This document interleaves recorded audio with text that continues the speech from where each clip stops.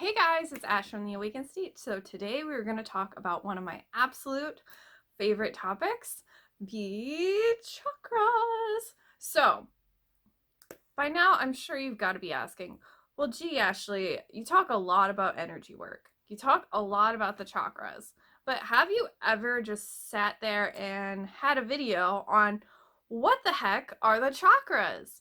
No, I have not. So today I wanted to talk a little bit about the basics. If you are a beginner to the chakras, you never heard of them, maybe you get in the complicated definition with all of the books out there, or maybe you just need to hear it in this very simplistic way where we can start to learn how to connect the mind-body connection to the chakras.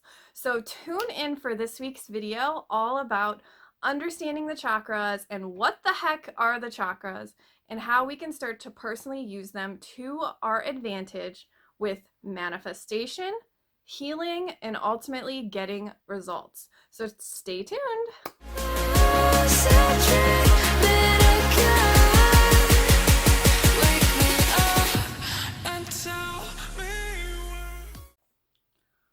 The Mudlahara Chakra is the foundation of the Vedic chakra pantheon. It is the first of the in-body chakras lying at the base of the spine. From here arises the nadis, the subtle energy channels that carry life energy throughout the body. Okay, I understand why you're confused. I understand why they make it so freaking complicated. I understand why it seems like we have to read a gazillion books to properly understand how energy works. But it's all wrong. Okay, so there's nothing wrong with that book. I actually love that book. Cindy Dale is like amazing, and I'm not an affiliate, but honestly, that book is amazing. But regardless, understanding the chakras is not complicated. And I'm here to really break it down for you so that you can understand that the chakras are something that you have been born with and you can use them to your personal advantage. So first off, understanding the chakras, let's just get this out of the way. The chakras are not something new. It is not some new age jargon that has been passed around like Chinese whispers since 2012 happened and we've all been on this mass awakening. It is actually something that has been throughout history for many, many, many generations and years, and it originated in Eastern medicine. In Eastern medicine, it's a very widespread topic, whereas in the United States in modern times, it's not as renowned as being something that has been used as medicine. So it's kind of like, oh, well, that's weird. That's kind of funky. That's just new age talk. And so one thing I want you to know is it's actually been a very, very, very old system that has even been, get this, in your history books, it's been even a process that was used by the Upanishads, like way back. They actually have in very, very old texts descriptions of the chakras from the Upanishads, which are like, if you're familiar with history, it's like one of the earliest generations of people. So this is not something that we just like picked up at random during the 2012 wave of mass ascension people. It's a very, very old system. So for starters, understand that the chakras have been around, and they've been around for a long time.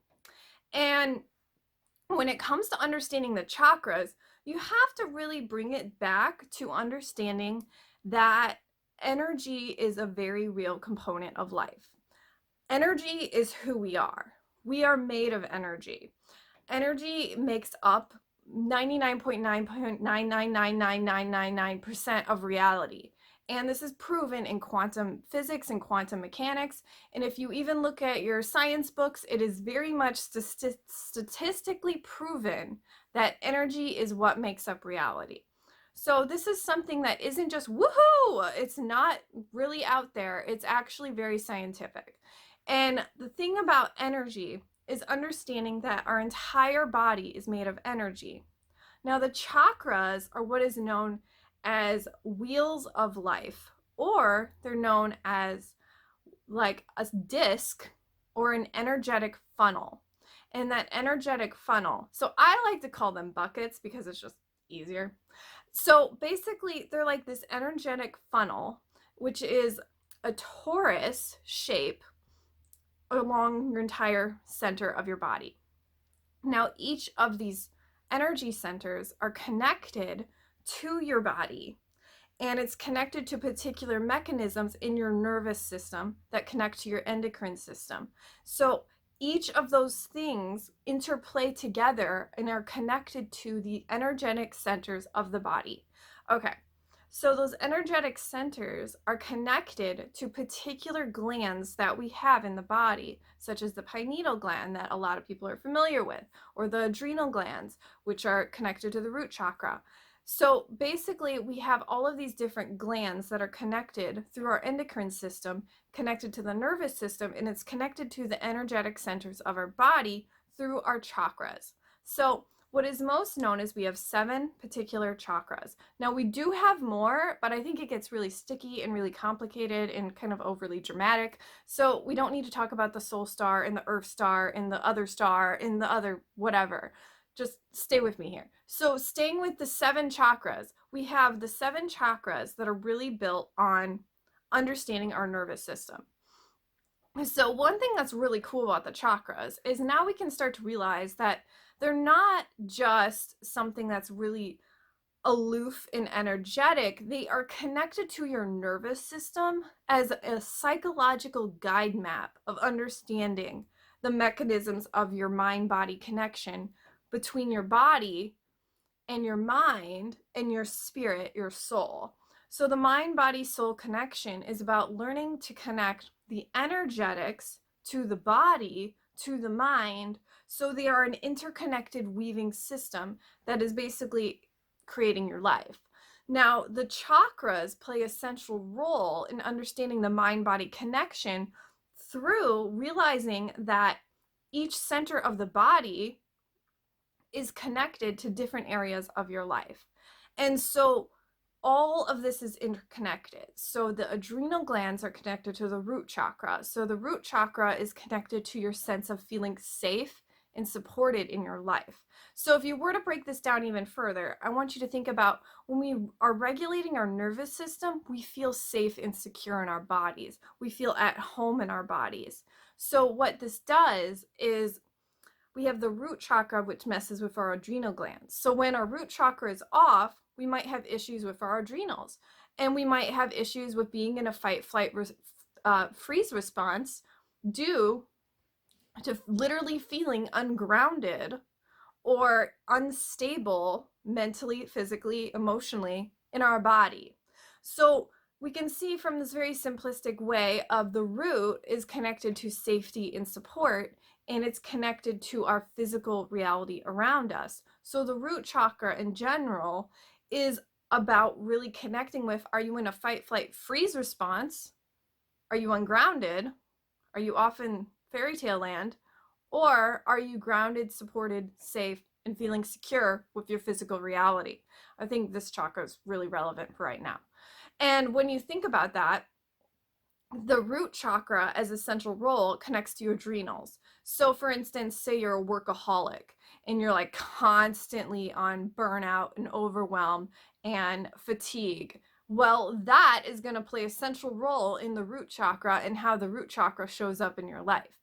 So if we were to just break this down even further, so that's kind of like a little bit of like a preview. And when you look at it that way, you start to see that each chakra is connected to the nervous system and it's connected to the endocrine system. And so each chakra is kind of like this bucket of information that is being used as a psychological component to understanding your life and your body, and most importantly, how you are manifesting. So when we start to look at it like this, each center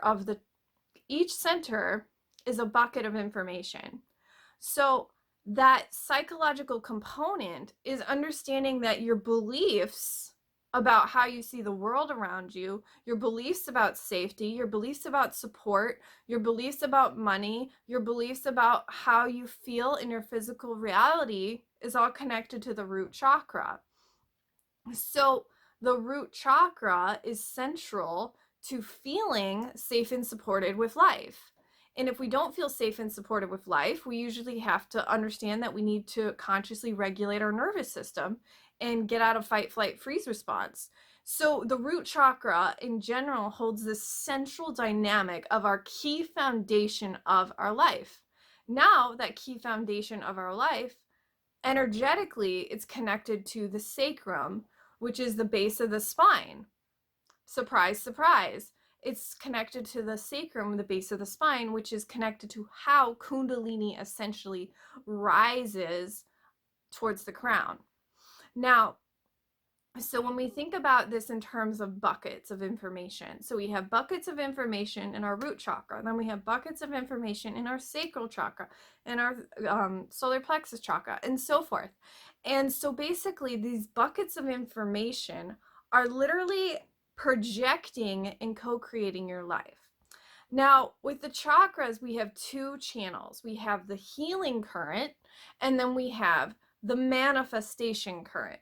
So when you start to look at it like this, a lot of us are very familiar with the healing current because this is how we connect to chakra balancing, chakra alignment, chakra realignment, and we kind of play with the sound frequencies and the meditations and the visualizations, and we focus on the healing work. And basically what happens is we have the healing current, which travels upward from the base of the spine, the sacrum, all the way to the crown at the top of the head, above the head actually. And basically this is the healing current. Now, a lot of people don't know this, but there's also the manifestation current. The manifestation current is traveling from the crown, the place of belief, the place of our systems and our habits and what we believe and have faith in, travels to all the way down. Instead of going up, it travels descension and creates a descendance towards the root chakra, where it is grounding and anchoring into our lives. So a very simplistic way to look at this is looking at it from the lens of we have the healing current and then we have the manifestation current. These two currents are occurring simultaneously. So the healing current is the ascension process, what we know, Kundalini ascension. And then we have Kundalini descension, which is descending into our physical reality, grounding out back into our lives.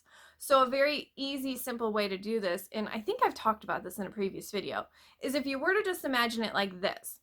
Manifestation works like this. We have a belief in the crown. That belief transforms into a vision in the third eye. That vision in the third eye transforms into an affirmation. That affirmation you affirm with your throat chakra. You start to be in the energy of worthiness and acceptance in the heart chakra. In the heart chakra, once you feel worthy and divinely accepted, then you suddenly are propelled and magnetized into the action with the solar plexus. The solar plexus is how you take action. And after you take action in the solar plexus, you are opening up your capacity to receive in the sacral chakra, which is all about pleasure and receiving. And then you ground and anchor that manifestation into the root, in your physical reality, into your foundation in the root chakra. That is how manifestation through the chakras occurs. Now we have the healing current, which is highly, highly different. So the healing current functions more like, what are you currently projecting into your life through these particular areas of your life?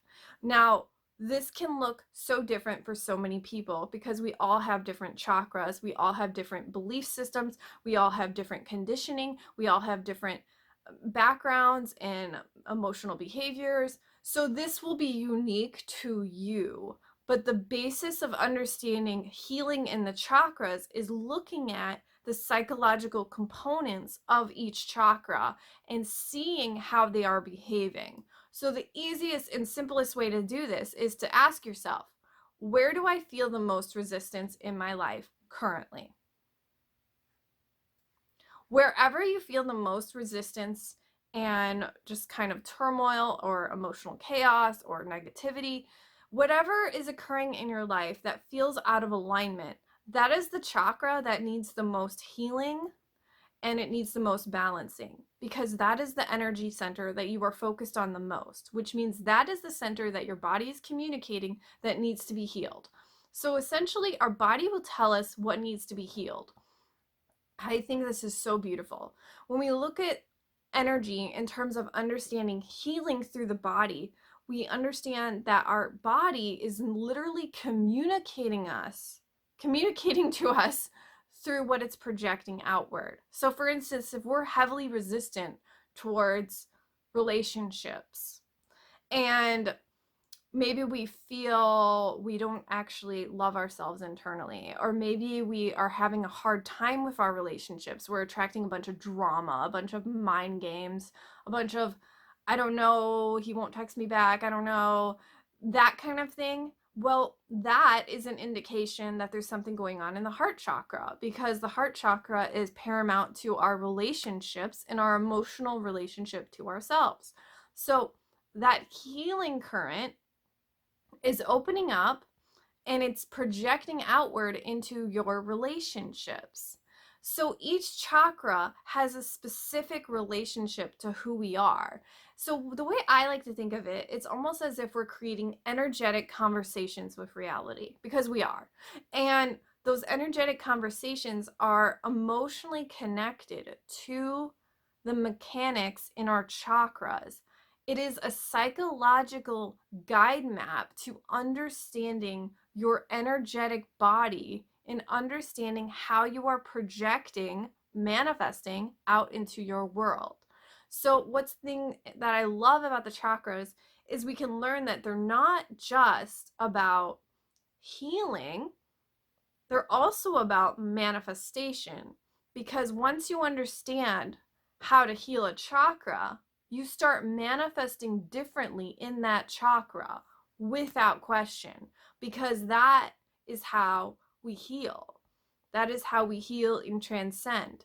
So when you think about it in terms of understanding a particular chakra and how to heal it, we have to look at it from a different lens. So now this is where I'm supposed to tell you, here's some crystals, here's some visualizations, here's some sound frequencies, here's some affirmations.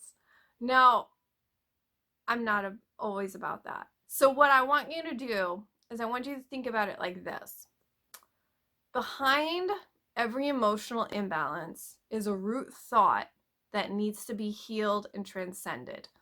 Behind every energetic imbalance, there is a root thought that is associated with past memory that needs to be healed and transcended for you in order to be properly balanced and realigned.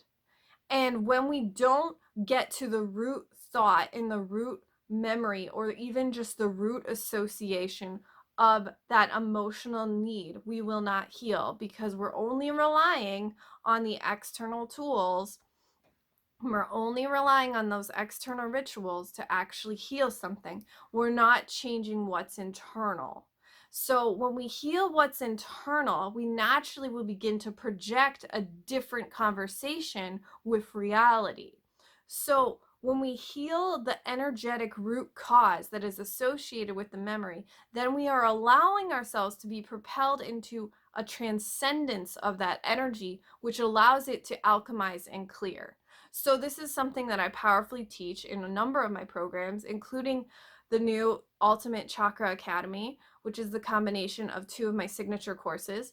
And so basically, the chakras play a central role in healing through understanding both manifestation and emotional mind-body healing work, because it shows you that if you are going into the root thought, you are allowing yourself to clear up the energetic cause, and the energetic cause is stronger than the symptom. So it's like the concept of, you don't want to treat the symptom, you want to treat the cause, because once you treat the root cause, now you're enabling yourself to be in a different energy. So this is something I like completely teach in my program. But one thing I want to say here is, when you look at it from this lens of understanding each individual chakra, we now hold the components of understanding that it's about healing the root thought. So rather than focusing on crystals and visualization, what you actually need to be doing is focused on mindset, because mindset will guide you to the energetic thought, the energetic program, the energetic memory, the energetic emotional need that needs to be met for you to properly transcend that energy and alchemize it into light consciousness, alignment, quantum mechanic, quantum leaping, and all of that. So many fancy terms. So when you just break it down real simply, you can start to see this very easily. So for instance, I'm going to give you a crash course on what each chakra means. So the root is associated with safety, support, and money. The sacral is associated with sexuality, emotional identity, and most importantly, our masculine and feminine energy, which is governed by how we choose to receive in life pleasure. So our associations of pleasure, sexuality, our sexual identity, and our emotional expression of ourselves will be in the sacral. The solar plexus is around action taking, not taking action, not following through, lack of motivation, lack of self-esteem, confidence in how we believe we are in control of our reality in our life, or how we feel out of control of reality in our life. The heart chakra is around our emotional relationship to ourselves and other people. It governs relationships, self-love, self-care, how we take care of ourselves, how we treat ourselves, how we talk to ourselves, and emotionally, how we take care of ourselves. The throat chakra is associated with communication, how we communicate to others, how we communicate with our sense of who we are as a person vibrationally, how we affirm into our reality. And essentially, it is governed around our sense of self-expression through communication and communicating our needs. The third eye chakra is connected to our intuition, our sense of perception, our sense of inner knowing, and our sense of how we perceive reality. The crown chakra is associated with our belief system, and it's associated with how we are personally cultivating our sense of higher potentiality, higher consciousness, and inevitably it's showing us our beliefs, our faith, and our trust. So believing in ourselves, trusting in ourselves, having faith in ourselves is all centered around the crown chakra. So the crown chakra gets a huge story around, that's what causes Kundalini awakening and Kundalini ascension, and how it's the holding ground for personal enlightenment. Well, the reason why it is that is because it's focused on beliefs, trust, faith in higher power, faith in higher truth, faith in higher consciousness, higher planes of thought, higher perceptions of reality. So that is why it's governed as the state of enlightenment. It's the state of ultimate perception. It's a state of limitless perception and limitless possibilities. Whew! So when you start to look at it that way, that's a lot to play with. So I want you to feel into which chakra is most standing out to you out of everything I just gave you.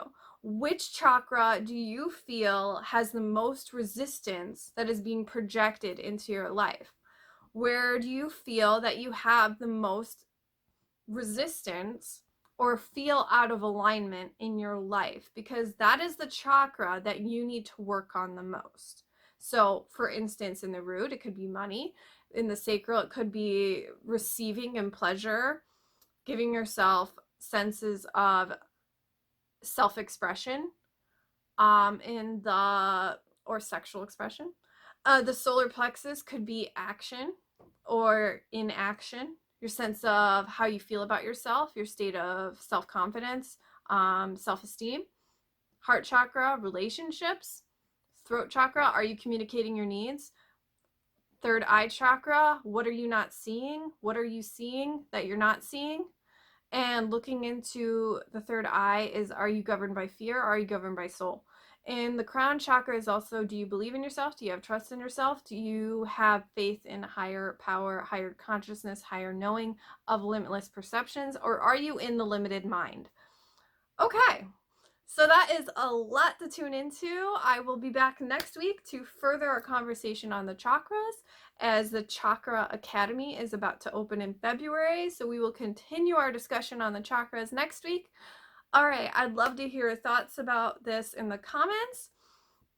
And don't forget to subscribe and tune in next week. Love ya.